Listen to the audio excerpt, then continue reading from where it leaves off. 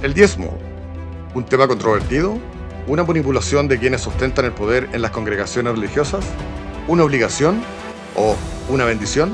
Ciertamente el diezmo es un tema que se ha tomado para una importante manipulación en las congregaciones religiosas. Existen en la actualidad defensores y opositores de esta práctica. Lamentablemente se ha constituido en muchas congregaciones en una práctica abusiva. Lo cierto es que el diezmo es algo que está señalado en las Escrituras y es un tema que debemos analizar seriamente.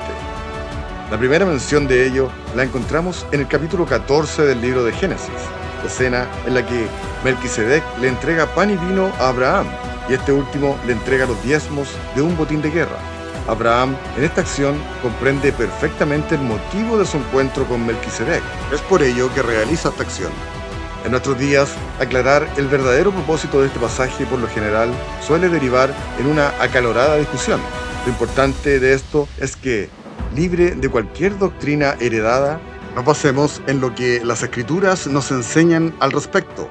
Si quieres conocer de qué se trata esta temática, quédate en este video y aquí aprenderemos, a la luz de las Escrituras, qué es el diezmo.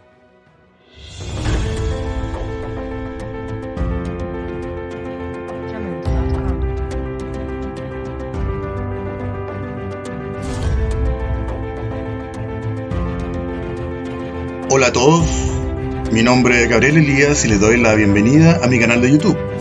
Hay cosas que debemos saber y este espacio es para ello. Quédate con nosotros, suscríbete y activa la campana de notificaciones. Vamos con el tema de hoy.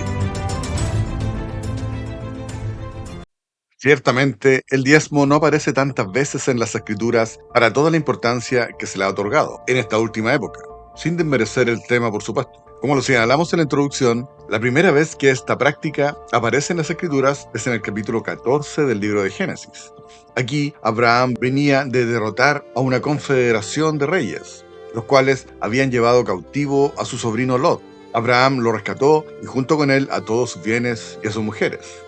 Antes que el rey de Sodoma llegara hasta él, Abraham tuvo un encuentro con Melquisedec. Este le ofrece pan y vino. Entonces Abraham le dio los diezmos del botín de la guerra. Esta es una escena muy corta pero muy hermosa. Es una escena que nos habla de la futura restauración de la descendencia de Abraham. Melquisedec le ofrece pan y vino y Abraham le entrega los diezmos. El apóstol Pablo lo explica de muy buena manera en su carta a los Gálatas. Y la Escritura, previendo que Dios había de justificar por la fe a los gentiles, dio de antemano la buena nueva a Abraham, diciendo: en ti serán benditas todas las naciones. De modo que los de la fe son bendecidos con el creyente Abraham. Abraham entendió perfectamente su encuentro con Melquisedec, sacerdote del Dios Altísimo. Él recibió las buenas nuevas de parte de él y lo aceptó. Aceptó el pan y el vino. Las Escrituras nos enseñan que él fue contado como justo delante del Señor. Abraham le dio los diezmos. De esta manera nosotros somos bendecidos en Abraham, por la fe. Pero aquel cuya genealogía no es contada entre ellos, refiriéndose a los levitas, tomó de Abraham los diezmos y bendijo al que tenía las promesas.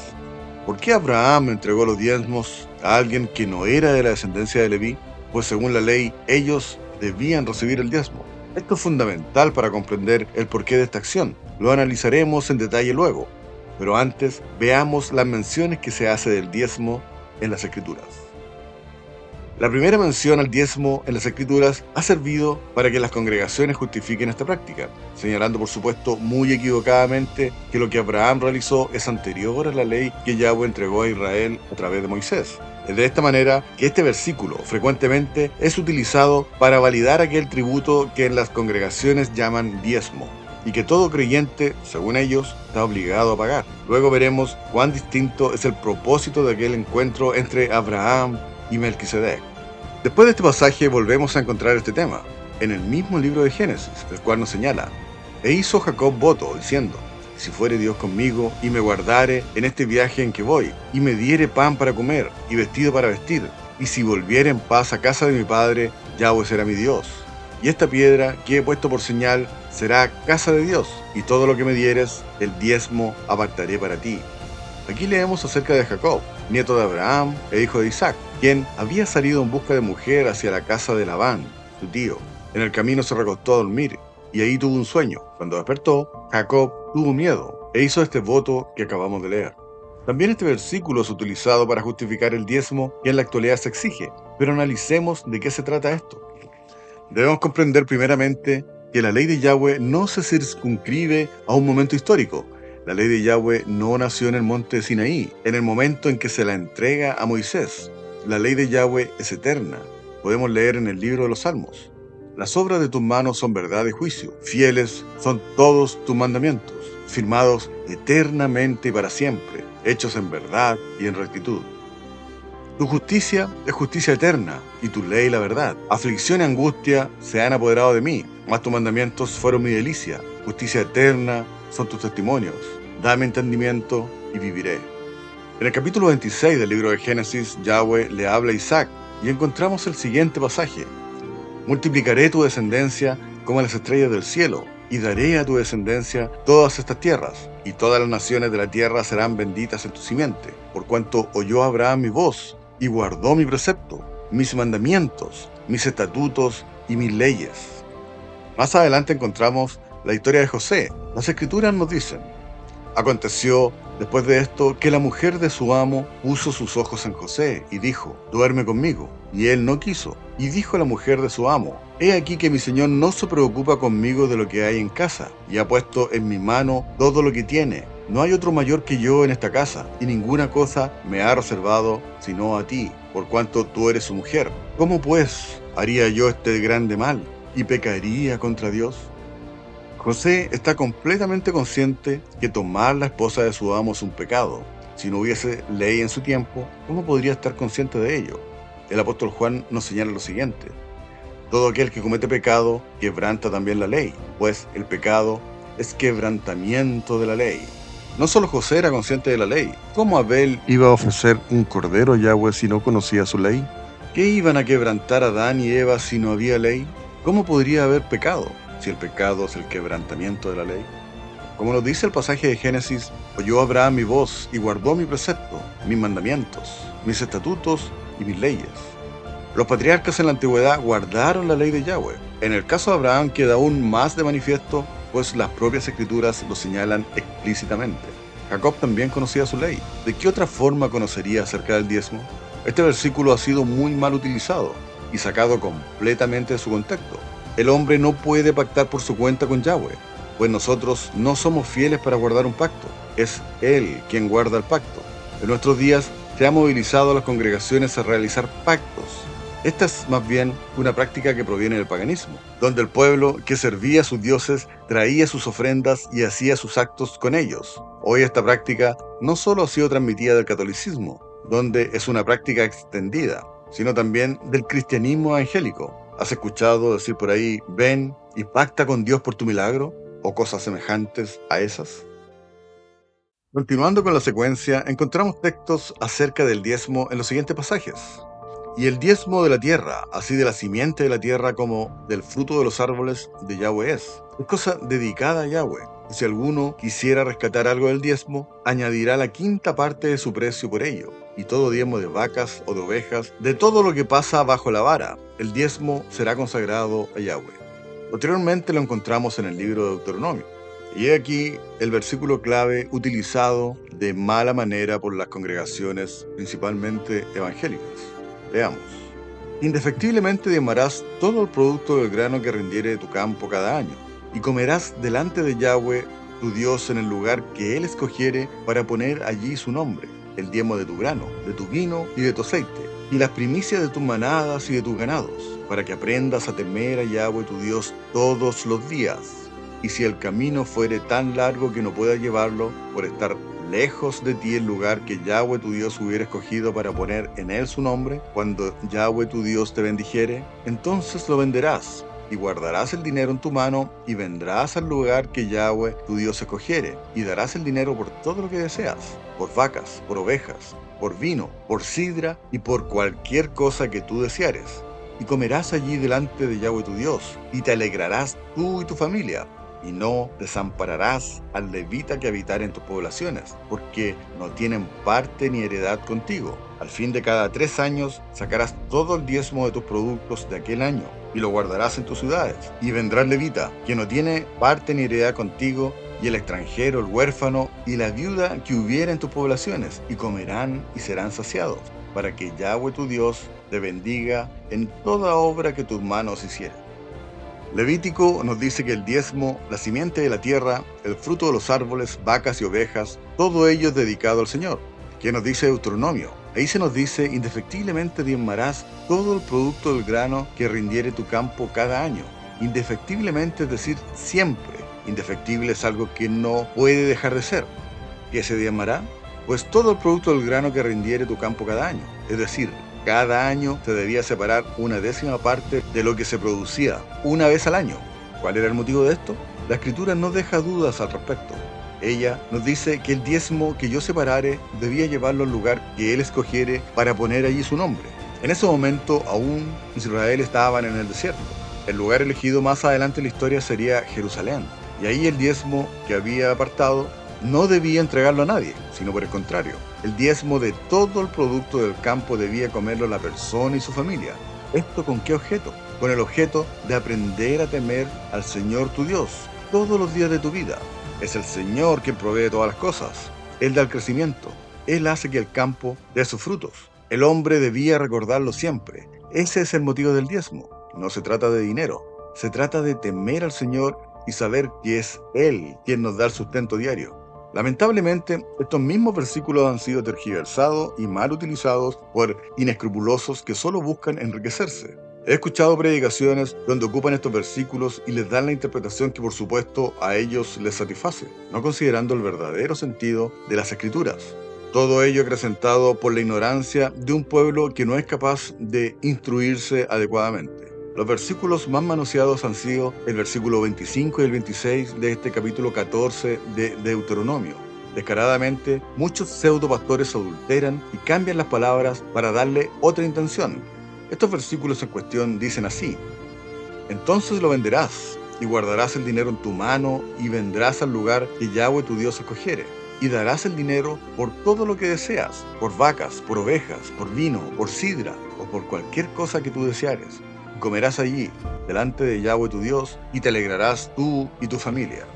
Esta gente malintencionada ha actualizado, según ellos, los propósitos del diezmo, y predican hoy que debes venir con tu diezmo delante de ellos y debes dar tu dinero pensando en lo que deseas, en una casa, en un auto, en muchos bienes. Por supuesto, siempre hacen hincapié en cosas materiales, pues eso es sinónimo de bendición. Pero, ¿dicen eso las Escrituras? Palabras populares señalan que un texto fuera de su contexto es solo un pretexto.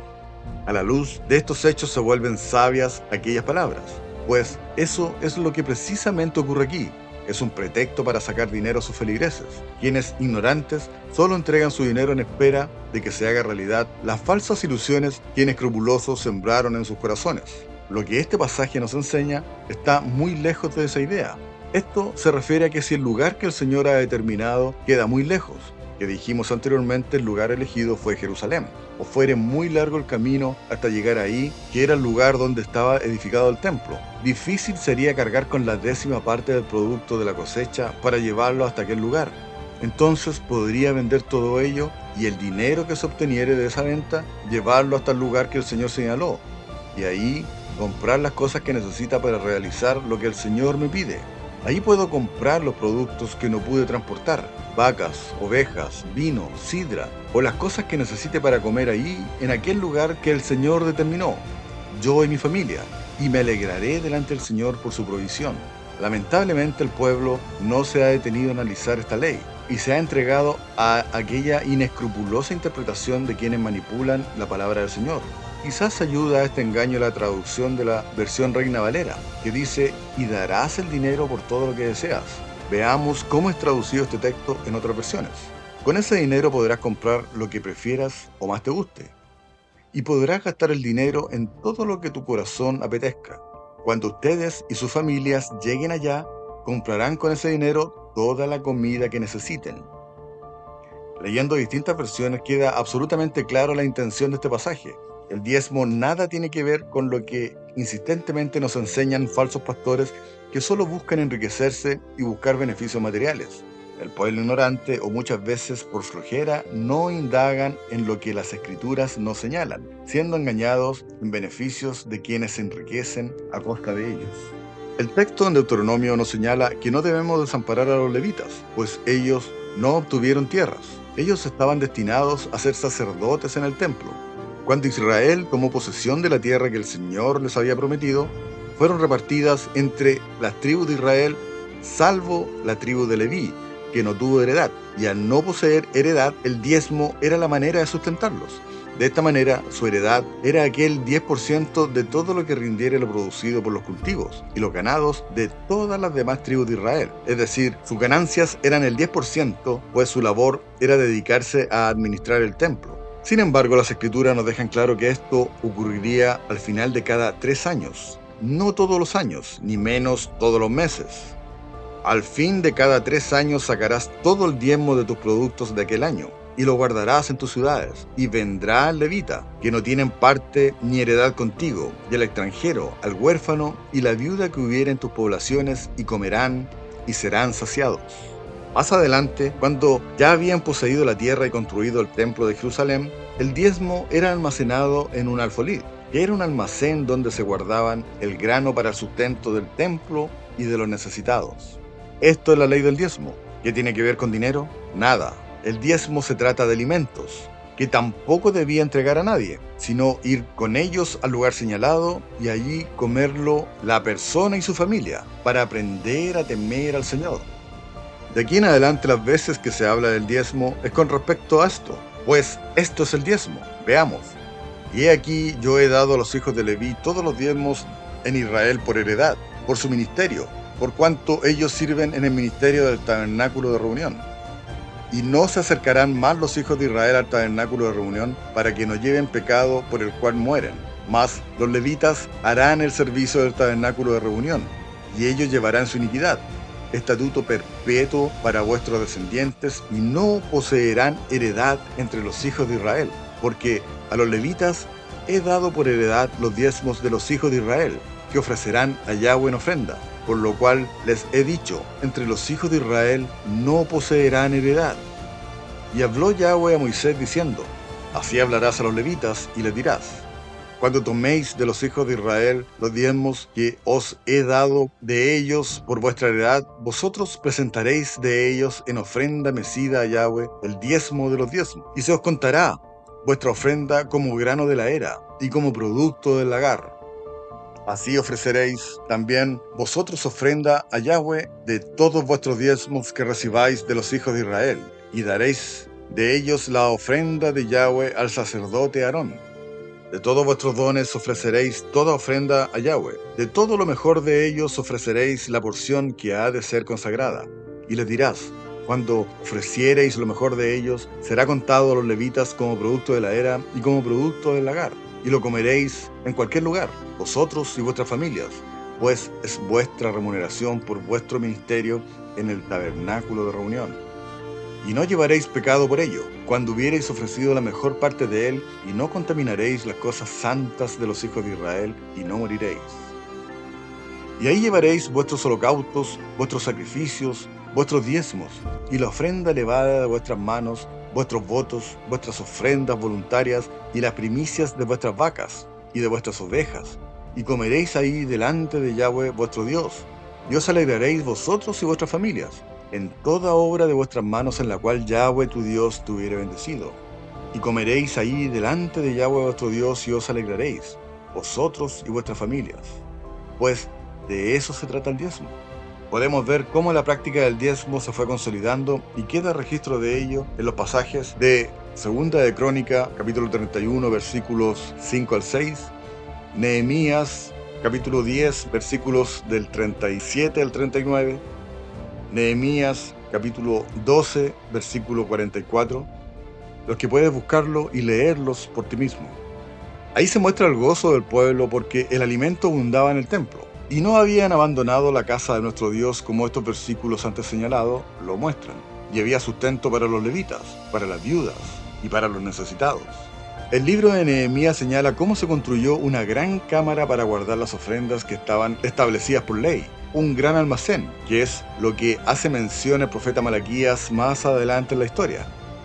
Y le había hecho una gran cámara, en la cual guardaban antes las ofrendas, el incienso, los utensilios, el diezmo del grano, del vino y del aceite, que estaban mandados a dar a los levitas, a los cantores y a los porteros, y la ofrenda de los sacerdotes. Y todo Judá trajo el diezmo del grano, del vino y del aceite a los almacenes. Estos son los versículos donde se habla del diezmo, y tiene relación con lo que ya hemos hablado. Cada 3 años debía ser entregado el diezmo a los levitas para su sustento y el del templo, pues como ya se mencionó, ellos no tenían heredad, y esa sería su remuneración. Por lo tanto, era importante que el pueblo diera su parte de los alimentos para el sustento del templo, de los levitas y de los más necesitados.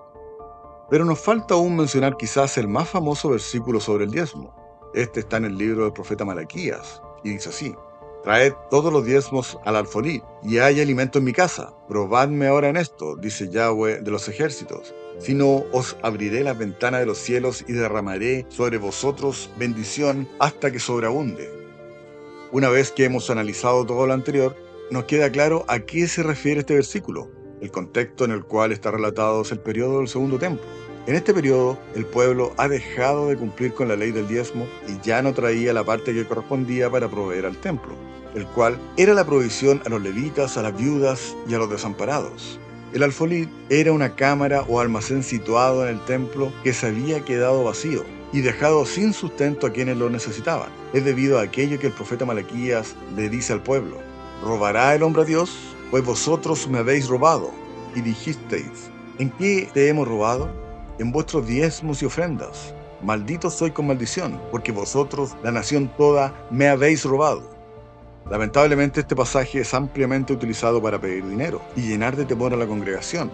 La ley de Yahweh es inmutable, es eterna, su temática no ha cambiado. Lamentablemente muchos inescrupulosos llegan a tratar de ladrones a quienes no dan el diezmo en sus congregaciones diciéndole que le han robado a Dios, cuando el diezmo nunca se ha tratado de dinero.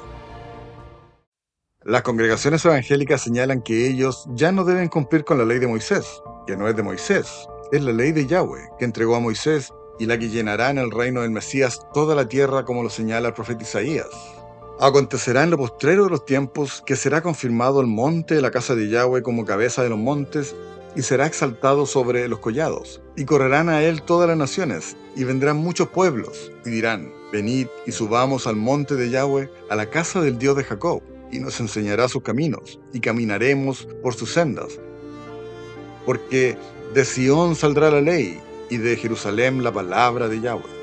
A pesar de lo que las Escrituras nos enseñan, los pastores se empeñan en ignorar su palabra, señalando que ya no estamos bajo la ley, sino bajo la gracia, sacando completamente de contexto aquellas palabras del apóstol Pablo. Sin embargo, no tienen ningún reparo en señalar que los diezmos, que es parte de la ley, sí debe respetarse y quienes se congreguen en sus iglesias deben pagarlo, de lo contrario están robando a Dios.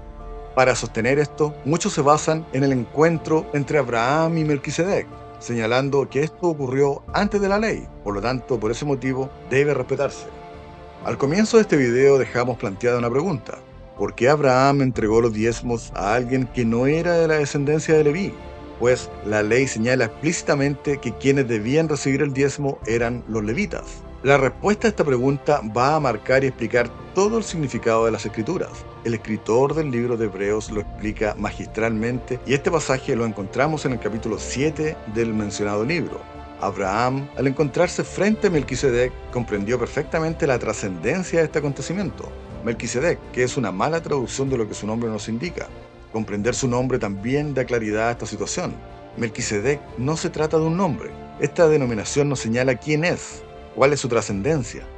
Él es el Melech Sadak, aquel que ha de ascender al trono y ha de reinar y ha de traer justicia y absorber a quienes en él han puesto su fe.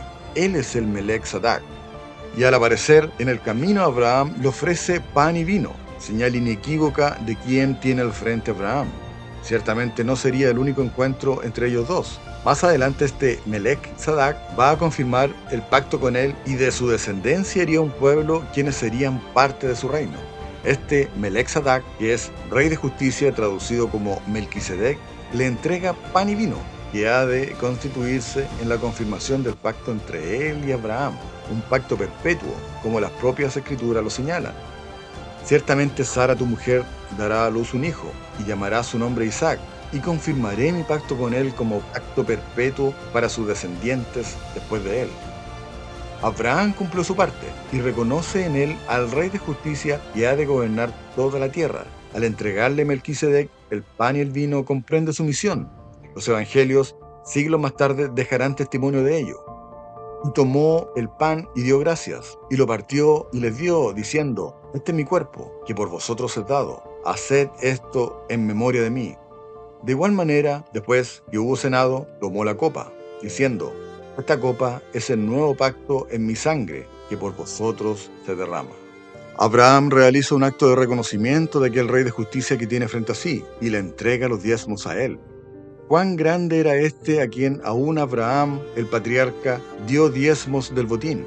El libro de Hebreos nos aclara perfectamente el pasaje que leemos en Génesis capítulo 14.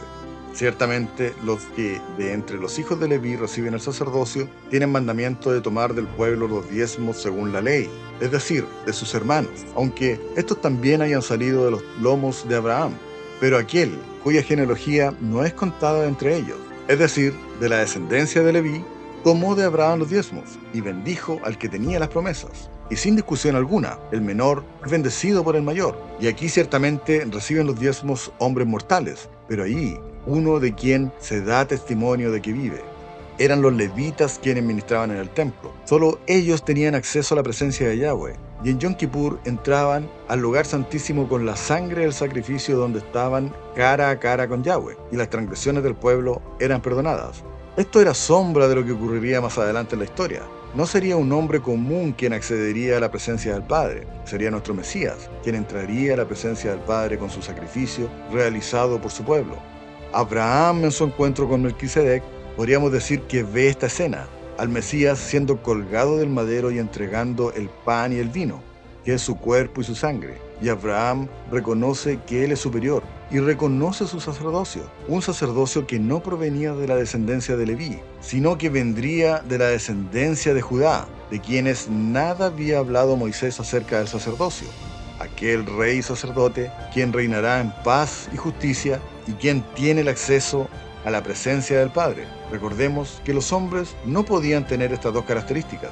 Un rey no tenía permitido ministrar en el templo. Un rey no podía ser sacerdote, ni un sacerdote podía ser rey. Pero en el Mesías estas dos características convergen. Y es de esta manera como se presenta delante de Abraham, como Rey de Justicia, y ofreciendo el sacrificio que quitaría para siempre el pecado del mundo, el pan y el vino, es decir, su cuerpo y su sangre. Y los otros sacerdotes llegaron a ser muchos, debido a que por la muerte no podían continuar. Mas este, por cuanto permanece para siempre, tiene un sacerdocio inmutable, por lo cual puede también salvar perpetuamente a los que por él se acercan a Dios, viviendo siempre para interceder por ellos. Porque tal sumo sacerdote nos convenía, santo, inocente, sin mancha, apartado de los pecadores y hecho más sublime que los cielos, que no tiene necesidad cada día, como aquellos sumos sacerdotes, de ofrecer primero sacrificios por sus propios pecados y luego por los del pueblo, porque esto lo hizo una vez para siempre, ofreciéndose a sí mismo. Porque la ley constituye sumos sacerdotes a débiles hombres, pero la palabra del juramento posterior a la ley, al Hijo, hecho perfecto para siempre. Ya explicamos cómo la ley de Yahweh es eterna y no se circunscribe a un momento histórico. Abraham reconoció que el sacerdocio de los hombres tenía limitaciones. De la tribu de Leví no saldría el Salvador. Este vendría de la tribu de Judá, el cual sería un sacerdocio inmutable, no de hombres débiles.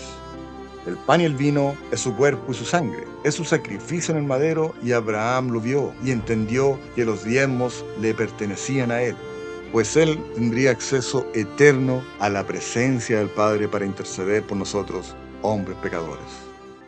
La escena entre Abraham y Melquisedec nos habla de cómo el Mesías iba a redimir a su descendencia. El pacto de Yahweh con Abraham y con su descendencia es perpetuo. Es de la descendencia de Abraham que Yahweh se haría de un pueblo para su reino. En el encuentro entre Abraham y Melquisedec vemos la profecía de Ezequiel en el Valle de los Huesos Secos. En el encuentro de Abraham con Melquisedec vemos la palabra del profeta Oseas. Vemos cada uno de los nombres de los hijos de Oseas con la ramera Gomer. En este encuentro vemos la parábola del hijo pródigo. En el encuentro entre Abraham y Melquisedec vemos la redención de aquel pueblo que se perdió en el mundo y pereció lejos de su creador, pero de quienes Yahweh mismo había previsto cómo habría de redimirlos. Esto sería con su cuerpo y con su sangre. Los levitas debían sucederse, pues como hombres mortales no podían acceder para siempre a la presencia del Padre para la remisión de las transgresiones del pueblo. Ellos debían ofrecer un sacrificio por sus propios pecados y luego por los del pueblo. Abraham comprendió que el sacerdocio levítico era limitado, por lo que le entregó el diezmo no a un descendiente de Aarón. Reconoció en aquel Melech Sadak un sacerdocio inmutable, eterno, a quien podía salvar perpetuamente a los que por él se acercan a Dios, viviendo para siempre para interceder por ellos. Como analizamos anteriormente, los diezmos nada tiene que ver con dinero. Los diezmos debían apartarse solo una vez al año, dirigirse a Jerusalén y ahí comerlo la propia persona junto a su familia, para que aprendieran a temer delante de Yahweh y entender que toda la provisión de sus alimentos provenía de él. Solo una vez cada 3 años debían apartarlos para el sustento de los levitas, de las viudas y de los desamparados. En tiempos del segundo templo comenzó a abandonarse esta práctica, y la casa de Yahweh quedó sin alimento para quienes debían ministrar en el templo, incumpliendo el mandato dado por Moisés. El profeta Malaquías reprende al pueblo y le señala: desde los días de vuestros padres os habéis apartado de mis leyes y no las guardasteis. Volveos a mí, y yo os volveré a vosotros. A estas palabras añade Malaquías que a Yahweh le habían robado sus diezmos. Su profecía dice explícitamente: traed todos los diezmos al alfolí y hay alimento en mi casa, pues el diezmo siempre se ha tratado de alimentos, no de dinero, y menos de dinero que debe entregarse mensualmente a las congregaciones y a los pastores. Eso no lo encontrarás en ninguna parte de las Escrituras. Pero hoy el diezmo se considera como un tributo que deben pagar los integrantes de cada congregación para permanecer en ella. Si quieres pertenecer a una congregación, debes pagar tu diezmo al pastor. No eres tú quien está robando. Lamentablemente, son ellos. Quizás algunos llenos de ignorancia, pero aún así están haciendo lo malo delante de Yahweh. Abraham reconoce en Melquisedec el sacerdocio perfecto, y es por este motivo que le entrega los diezmos a él, quien ha de ministrar delante del Padre para siempre, pues la ley se ha cumplido en Melquisedec, quien es nuestro Mesías, y quien intercede ante nosotros delante del Padre. Lo que nos plantea esta escena nos habla de la inmensa trascendencia que significa la redención de nuestro Mesías a la descendencia de quien le salió al encuentro. La entrega de los diezmos a Melquisedec y la entrega del pan y el vino de su contraparte es la redención de toda la descendencia de Abraham, dentro de los cuales estás tú.